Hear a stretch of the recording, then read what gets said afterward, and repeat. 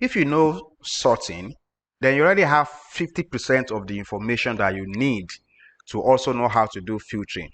That's why sorting and filtering always go hand in hand. Okay. Now, if I want to apply filtering to these data sets, first of all, why will I need to filter my data? Filtering basically is just a way of hiding some rows of your data and displaying some rows only, right? So just like when you filter something, maybe you filter water, for example, for dirt. So you want only the clean water to pass and you want to remove the dirt, something like that. Now, filtering should not be confused with deleting of data, because when you filter rows of your data, you are not deleting the other data sets. You are only just hiding them. All right.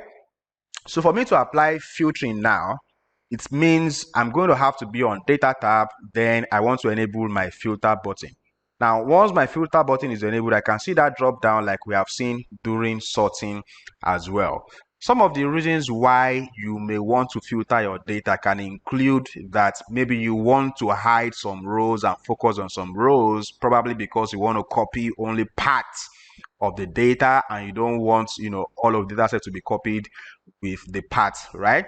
Or maybe you just want to remove the noise from your data. So for example, now I may say that even though I have all of these HR data sets right in front of me, I only want to work with the data sets that includes account representatives and controls engineers, right? So if you're an account representative and you're a controls engineer, then that's the part of data that I want to work with, right?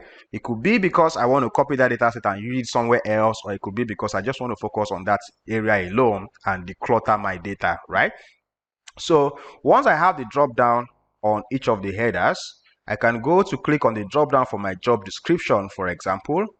Then, since I want only account representatives and controls engineers, therefore, those are the only two things that have to be ticked, right? This way we have to be smart now, because instead of unticking each of the other ones one by one, I need to untick more than what I want. I want only two, so I can't untick more than two. So the smart way to go about that is I'm going to just tick this select all button that basically deselects everything first. Then I'm going to click on the box for account representative. Then I'll go click on the box for controls engineer. Now with those two selected, I can click OK. Then you are going to see that all the other job descriptions have been hidden. Like I've said, they are not deleted. Now, when you check on the rows of my Excel spreadsheet right now, you will see that row 1 is for the header.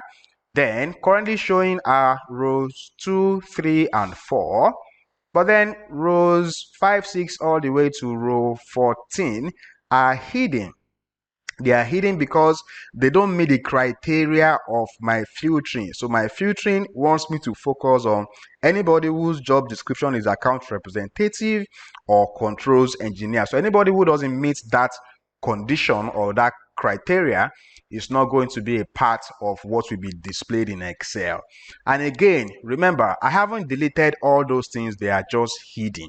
That's why you will see that after 4, the next thing you see is 15. And even without clearing this filter, I can go to the center of this 4 and 15 where I have, some kind of line. So if I go with my cursor between 4 and 15, I'm going to see this cross that has two horizontal bars. I can basically drag down all the way from there. You see I've been able to reveal 14, right? And my filter is still there, right? That's just because those areas are only hidden. So when you do filter, you're basically just hiding some rows.